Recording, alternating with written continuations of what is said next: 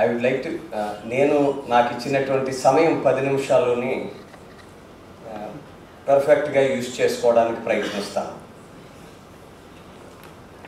వేదికను అలంకరించినటువంటి పెద్దలు, మొదటిగా the hero of the day Satish Chandra గారికి, అండ్ తర్వాత సత్యనారాయణ గారికి, మేడం రాజేశ్వరి గారికి,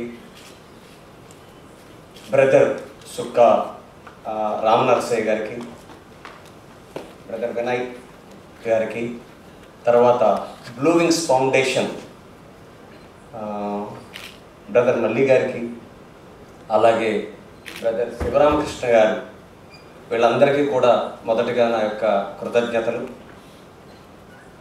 ఆదివారం పూట మీ యొక్క విలువైనటువంటి సమయాన్ని, వ్యక్తిగత సమయాన్ని వెచ్చించి ఇక్కడ కూర్చున్నటువంటి ప్రతి సహోదరుడికి, సోదరికి నిజంగా నా యొక్క కృతజ్ఞతలు అండ్ వందనాలు.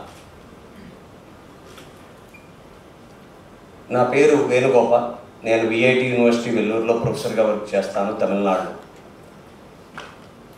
బ్రదర్ మల్లి గారు అండ్ శివరామకృష్ణ గారు నాకు సతీష్ చంద్ర గారి యొక్క బుక్ గురించి మొదట చెప్పగానే,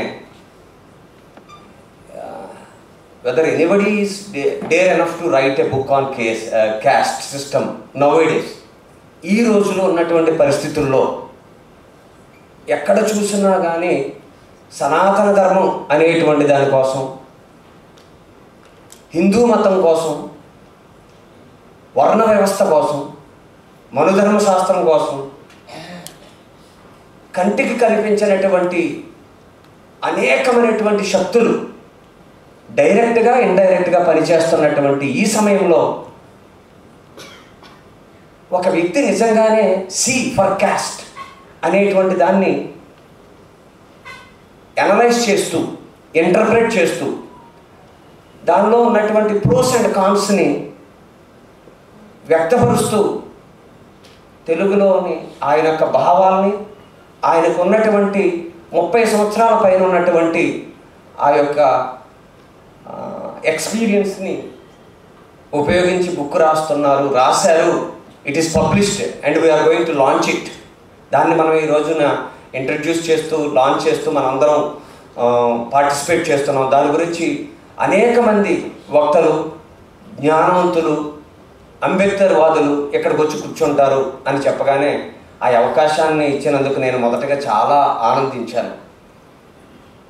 సో సార్ రాసినటువంటి బుక్ గురించి ఒక 2 minutes మాట్లాడుతూ, ముందుగా సార్ ఆ యొక్క బుక్ని వాళ్ళకి యాన్సిస్టర్స్కి, ఎవరైతే ఆయన్ని పెంచి పెద్ద చేశారో ఆ యొక్క ప్రాసెస్లో క్యాస్ట్ సిస్టమ్ గురించి ఆయన ఎక్స్పీరియన్స్ అయినటువంటి విషయాన్ని, వాళ్ళ ముత్తాత గారు, తాతగారు ఆయనకి అప్పటి వరకు ఆయనకి క్యాస్ట్ సిస్టమ్ గురించి తెలియకపోవడం, అప్పుడేవో క్యాస్ట్ అంటే ఇదా అనేటువంటిది తెలియదు. ఆ తర్వాత ఈ 30 సంవత్సరాల్లో ఈ యొక్క కులం అనేటువంటిది ఎంత ప్రాతినిధ్యం వహిస్తుంది అనేటువంటి దాన్ని ఆయన విశ్లేషించిన విధానాన్ని నేను మొదటగా అప్రిషియేట్ చేస్తున్నాను. And we thank you very much for your contribution for the society sir. And నా ఎందుకంటే వర్ణ వ్యవస్థని, క్యాస్ట్ని, హిందూ మతాన్ని మనం వేరు చేసి చూడలేము. ఎందుకంటే సనాతన ధర్మం అని మీరు మన వాళ్ళు పేరు పెట్టినా, హిందూ ధర్మం అని పేరు పెట్టినా, వర్ణ వ్యవస్థ అని పెట్టినా, మనోధర్మ శాస్త్రం అని పెట్టినా, at the end of the day ఏంటంటే కులం.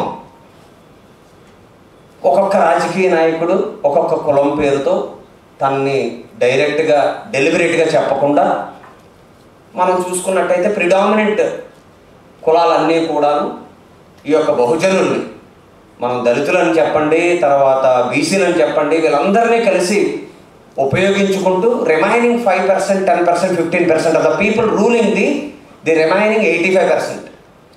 నా దగ్గర ఆర్థికంగా మంచి స్తోమత ఉంది. సో నా చుట్టూరు కూడా నా కులపరమైనటువంటి వ్యక్తులు ఉన్నారు. వీళ్ళని కూడగట్టుకుని ముందు నా యొక్క కుల వ్యవస్థని, నా వాళ్ళు ఎంతమంది ఉన్నారో సపోర్ట్ చూసుకొని ఆ తర్వాత అదర్ క్యాస్ట్లో ఇప్పుడు లీడింగ్ పీపుల్ ఎవరున్నారో చూసుకుని వాళ్ళని ఐడెంటిఫై చేసుకుని నువ్వు నేను చెప్పినట్టుగా వింటావా అనేటువంటిది వాళ్ళకి ఒక వింటుంది అనేటువంటిది ఒక కాంక్రీట్ కన్ఫర్మేషన్ వచ్చిన తర్వాత మాత్రమే ఆ వ్యక్తిని వాళ్ళ దగ్గరికి చేర్చడం జరుగుతుంది. వాళ్ళ యొక్క బిలీఫ్ ఏంటంటే, నేను ఫర్ ఎగ్జాంపుల్ సత్యనారాయణ సార్ని కనుక sir please don't take it personally, Satyanarayana sir బీసీని మొత్తం ఒక 20,000 మందిని సారు లీడ్ చేస్తున్నారు. వినయ్ గారు ఏపీ ట్రాన్స్కోలో ఒక 15,000 మెంబర్స్ని లీడ్ చేస్తున్నారు. ఈ బిలాంగ్స్ టు ఓకే దళిత్, ఈ బిలాంగ్స్ టు బీసీ. నా కాన్సన్ట్రేషన్ ఏంటంటే, ఇప్పుడు నేను రాజశేఖర రెడ్డి గారితో ఒక పార్టీ పెట్టి ఉండొచ్చు ఆయన పేరు మీద, లేకపోతే కాంగ్రెస్ అనే ఒక పేరు మీద పార్టీ పెట్టి ఉండొచ్చు, లేకపోతే లాంగ్వేజ్ని తీసుకుని తెలుగుదేశం అనే ఒక పేరు పెట్టి ఉండొచ్చు, లేకపోతే జనం అందరినీ కలుపుకొని వెళ్ళిపోదామని జనసేన అని పేరు పెట్టి ఉండొచ్చు. ఏ పేరు పెట్టినప్పటికీ కూడాను ఫస్ట్ ఏంటంటే నా క్యాస్ట్ పీపుల్ నాకు ఎంతవరకు సపోర్ట్ చేస్తారు, ఆ తర్వాత ఈయన అండర్లో ఒక 15,000 మెంబర్స్ ఉన్నారా, సార్ని నేను ఏ విధంగా అప్రోచ్ అవ్వగలను, సార్కి పర్సనల్గా కాల్ చేస్తాను. నాకు ఎస్ బాస్, చెంచా అంటే ఏంటంటే yes boss, whatever I say you have to say yes. నేను చెప్పినది మంచా చెడా అనేటువంటిది ఏమీ ఆలోచించకుండా ఎస్ బాస్ అని చెప్పగలిగినటువంటి వాళ్ళు మాత్రమే నాతో పాటు కలిసి ప్రయాణం చేయండి. ఎస్ బాస్ అనలేవా, నువ్వు నాకొద్దు, నువ్వు ఒక లీడర్వి, ఒక ఉద్యమకారుడివి మాత్రమే, కానీ నువ్వు నా యొక్క పార్టీలో కానీ నాతో పాటు కానీ కలిసి ప్రయాణించలేవు. ఎప్పుడైతే నువ్వు ఎస్ బాస్ అనలేవో నిన్ను ఒక ఉద్యమకారుని చేస్తాను, నువ్వు ఎస్ బాస్ అనగలవో నిన్ను ఒక లీడర్ని చేస్తాను, దట్టు ఒక పొలిటికల్ లీడర్ని చేస్తాను. ఓకేనా? సో ఎస్ బాస్ అనేటువంటిది మాత్రమే ముఖ్యం. సో ఈ ఎస్ బాస్ అనేటువంటి సిస్టంలో రీసెంట్గా ఒక 17 స్కీమ్లు, ఒక 17 schemes. I'm not staying in Andhra Pradesh, నేను ఆంధ్రప్రదేశ్లో నివసించట్లేదండి గత 15 సంవత్సరాలుగా. కానీ నేను ఒక పూర్ ఫ్యామిలీ నుంచి మాత్రమే వచ్చాను. మా అమ్మగారు ఒక ఫార్మర్, 5th క్లాస్ చదువుకున్నారు. మా నాన్నగారు ఎలిమెంటరీ స్కూల్ టీచర్గా చేసేవారు, మాది రాజమండ్రి. సో ఎలాంటి పరిస్థితి అంటే ఫ్యామిలీ మెంబర్స్ ఎక్కువ, ఆఫ్టర్నూన్ మీల్స్ దొరుకుతుంది అని చెప్పేసి అందరినీ స్కూల్కి పంపించేవారు. మధ్యాహ్నం భోజనం ఉంది, ఉదయం గోధుమ ఉప్మా పెట్టేవారు. సో 5th క్లాస్ వరకు ఎందుకు వెళ్తున్నావు ఆ స్కూల్కి అనేటువంటిది మాకు తెలిసి మంచి భోజనం దొరుకుతుందని. వారంలో కనీసం లేదంటే ఒక 4-5 టైమ్స్ ఈవినింగ్ చారే ఉండేది, మినిమం 4 టైమ్స్ ఇరవి. సో అలాంటి పరిస్థితుల్లో వాళ్ళు ఏం చేశారు అంటే అందరినీ సోషల్ వెల్ఫేర్ హాస్టల్స్ ఐడెంటిఫై చేశారు. నాతో నవోదయ ఎగ్జామ్ రాయించారు. నేను నవోదయ సీట్ 6th క్రాక్ చేయడం జరిగింది, నవోదయకి వెళ్ళడం జరిగింది. సో ఈ యొక్క ఫెసిలిటీ ఒక గురుకుల శాలలో చదువుకునేటువంటి ఒక అవకాశం కానీ, నవోదయ సీట్ సంపాదించేటువంటి అవకాశం కానీ, ఒక డాక్టర్ బిఆర్ అంబేద్కర్ అనేటువంటి ఆయన లేకపోయి ఉంటే నాకు ఈ యొక్క అవకాశం వచ్చి ఉండేది కాదు. నేను ఈరోజు ఒక ఇంటర్నేషనల్ యూనివర్సిటీలో ప్రొఫెసర్గా ఉండేవాడిని కాదు. సో నవోదయలో సీటు వచ్చిన తర్వాత బయటకు వచ్చిన తర్వాత చదువుకోవడానికి ఇంతమంది ఉన్నాం, నేను ఇంక చదివించలేనురా అన్నారు. రాజమండ్రిలో అదే రాజమండ్రి దేవి చౌక్లో రాడ్ బెండింగ్ అండ్ సెంటరింగ్కి ప్రతిరోజు ఉదయం వెళ్ళేవాడు. ఆ రోజుల్లో మధుసూదన్ రావు గారు college principal, first hour attend అవ్వు, ఈవినింగ్ నా దగ్గరికి రా, అటెండెన్స్ నేను చూసుకుంటాను, ఎందువల్లంటే నువ్వు +2 CBSE బోర్డులో నెంబర్ 1 ఫస్ట్ ర్యాంక్తో పాస్ అయ్యావు కాబట్టి నేను నీకు సపోర్ట్ చేస్తానని చెప్పారు. సో గ్రాడ్యుయేషన్ అయ్యింది. MBA కూడా మళ్ళీ ప్రతిరోజు కూలి పనికి వెళ్తానే చదువుకున్నాను. అప్పుడు హాస్టల్ కూడా ఉంది. అంబేద్కర్ దయ వలన మధ్యాహ్నం, ఉదయం, సాయంత్రం కూడా సోషల్ వెల్ఫేర్ హాస్టల్లో భోజనం దొరికేది. కానీ కొంచెం ఎదిగాను కాబట్టి ఫ్యామిలీలో అందరినీ కూడా కొంచెం చూసుకోవడానికి, మా నాన్నగారికి సపోర్ట్గా ఉండడానికి, ఒక్కడనే కొడుకుని కాబట్టి 4 అక్కలు కాబట్టి నేను సపోర్ట్గా ఉండడానికి పనిచేయాల్సిన అవసరం. నేను అప్పుడు ఇంకా చదువు ఆపేసి, డిగ్రీ అవగానే చదువు ఆపేసి యాక్చువల్గా ఆ యొక్క సర్టిఫికెట్స్ తాకాడు పెట్టేసి rod bending and centring material కొనుక్కుందాం అనుకున్నప్పుడు మా అమ్మ చదువుకోలేదండి. ఈరోజు మరీ చెప్తున్నాను, 5వ తరగతే చదువుకుంది.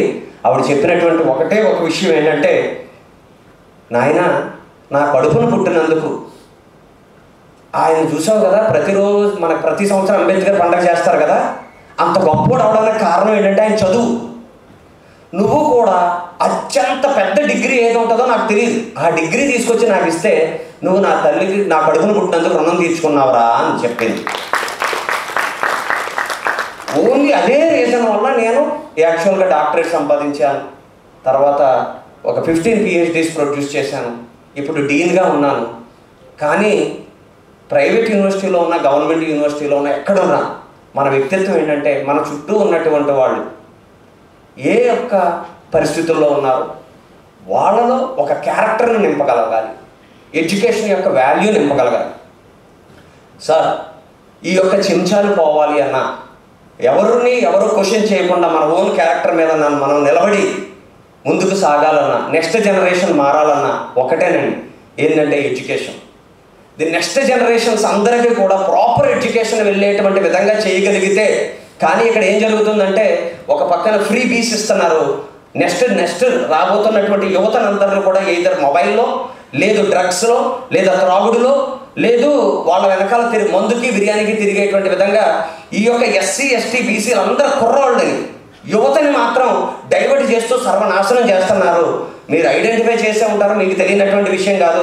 నేను పండగకు వచ్చినప్పుడే చూస్తూ ఉంటాను. ఏంట్రా అంటే వీళ్ళు ఎంతసేపు కూడా ఎవడో ఒకరిని నమ్ముకోవడం, వాడి దగ్గరికి వెళ్ళడం, వాడు ఎంతో కొంత ఇస్తాడు, ఈ 15 మంది 20 మంది ఎంజాయ్ చేయడం. అంబేద్కర్ బర్త్డే వచ్చింది అంటే ఎందుకు చేస్తున్నారా అంటే మంచి బట్టలు కొనుక్కోవచ్చు, డబ్బులు వసూలు చేయొచ్చు, మంచి బట్టలు కొనుక్కోవచ్చు, పండగ చేసుకోవచ్చు, బిర్యానీలు తినొచ్చి 10 రోజులు ఆయన పేరు చెప్పి. ఈ విధంగా సాగుతుంది. ఎనీహౌ, బట్ మీ అందరినీ కలిసి ఈ యొక్క ఎక్స్పీరియన్స్ని షేర్ చేసుకున్నందుకు నేనైతే ఒకటే చెప్తాను, మన వాళ్ళందరూ కూడా మేధావులే, ఇక్కడ అందరూ చదువుకున్న వాళ్ళు, వెల్ వెర్స్డ్ నాలెడ్జబుల్ పీపుల్ ఉన్నారు. మీ అందరితో కూడా కాంటాక్ట్ అవుతూ ఎడ్యుకేషన్కి సంబంధించి, లీడర్షిప్కి సంబంధించి, మోటివేషన్కి సంబంధించి, పర్సనాలిటీ డెవలప్మెంట్కి సంబంధించి, పర్సెప్చువల్ చేంజ్కి సంబంధించి ఏ యొక్క కాన్సెప్ట్ మీదైనా కానీ ఆన్లైన్లో మీరు ఎప్పుడు చెప్పినా కానీ సార్ వాళ్ళందరి యొక్క బ్లెస్సింగ్స్తో డెఫినెట్గా ఎడ్యుకేషన్కి సంబంధించి కౌన్సిలింగ్ ఇవ్వడానికి, ఫ్రీ కౌన్సిలింగ్ ఇవ్వడానికి నేను ఎప్పుడూ రెడీగా ఉంటాను.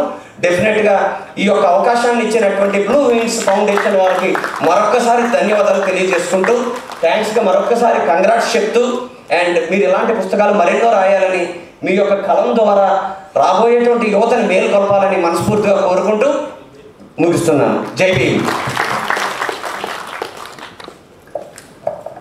Thank you professor. జై భీమ్. రామ్ నర్సయ్య గారిని రైటర్ అండ్ పోయిట్ మాట్లాడవలసిందిగా కోరుచున్నాను.